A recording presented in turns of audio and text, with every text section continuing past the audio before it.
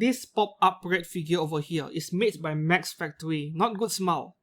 Perhaps Good Smile screwed up Korone and Okayu so badly that Max Factory had to step in and help. I have no idea.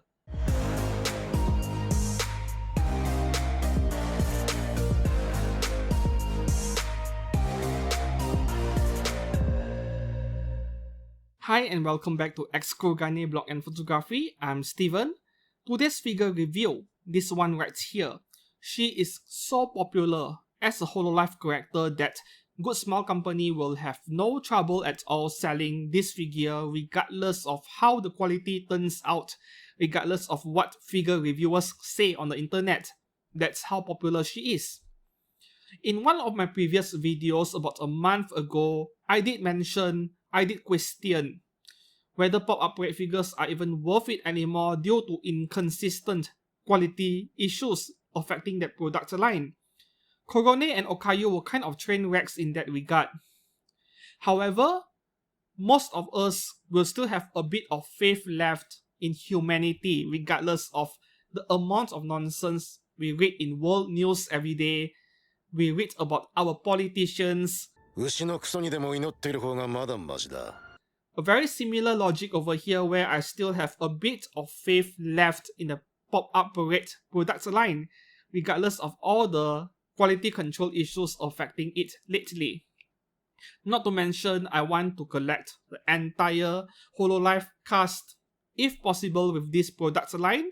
So here we are. I bought all 3 of the latest release, but Ami had some kind of trouble shipping them. So there was a delay of about over a week or almost 2 weeks, which is why I'm late with this trial of figure, unfortunately.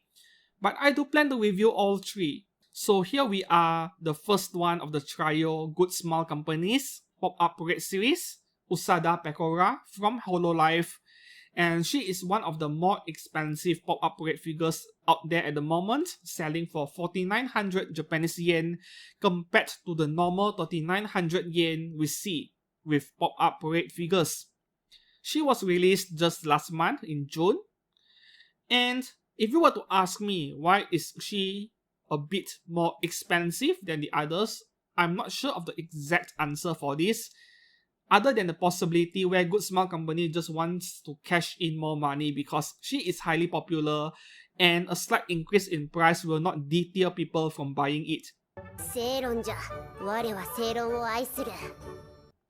I'm just going to skip past the unboxing part of this figure because her box looks exactly like any other pop-up red figures except for being slightly larger, about half an inch taller and wider.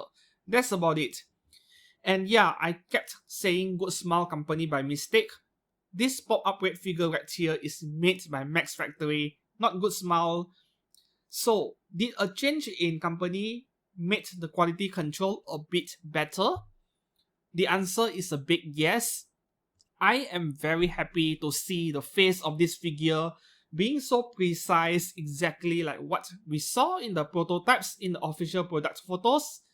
And you look at the mouth over there, even the paintwork on the teeth region, which is a very small area under a millimeter, that is very precise painting, unlike what happened to Korone and Okayu.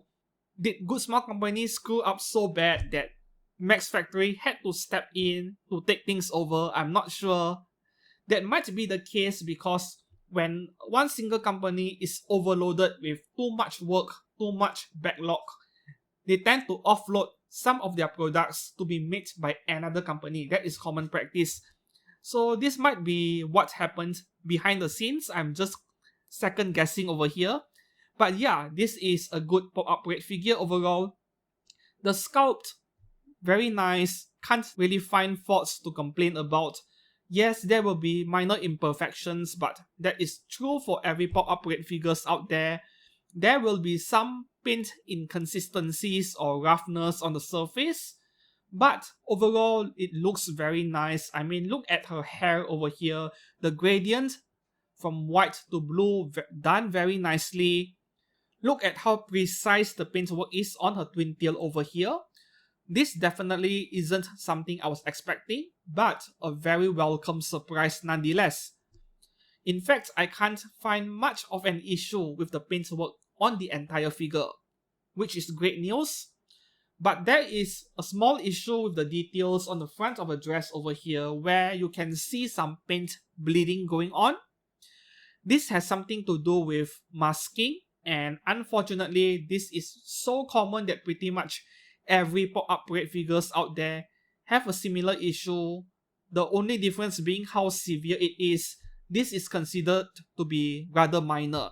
So I can give this a pass, given everything else about the figure from the paintwork to the sculpt is almost decent enough. Yeah, pretty good in fact. 前回のような惨事はなんとか。 But not all is good news, given that there are some unlucky people out there who had to deal with this. I'm not sure what happens over there. Hopefully it is not a complete fracture. That would be very sad. And lastly, the base of this figure. Yeah, I have complained about the color of the base before. I don't like the color at all. It reminds me of... And if you were to ask me, is this figure stable enough despite standing on only one leg? I don't think it is a problem over here. Pretty stable. Despite having no metal foot pegs, the peg looks pretty solid and durable as well. So I don't think that is a concern. So the conclusion for this figure of Usada Pekora, yeah, go ahead and buy one. This is a good purchase.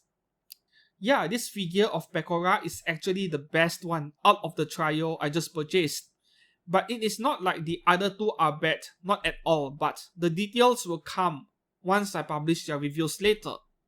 And thank you very much for watching. If you have any questions, please do not hesitate to ask in the comments below and I will get back to you ASAP.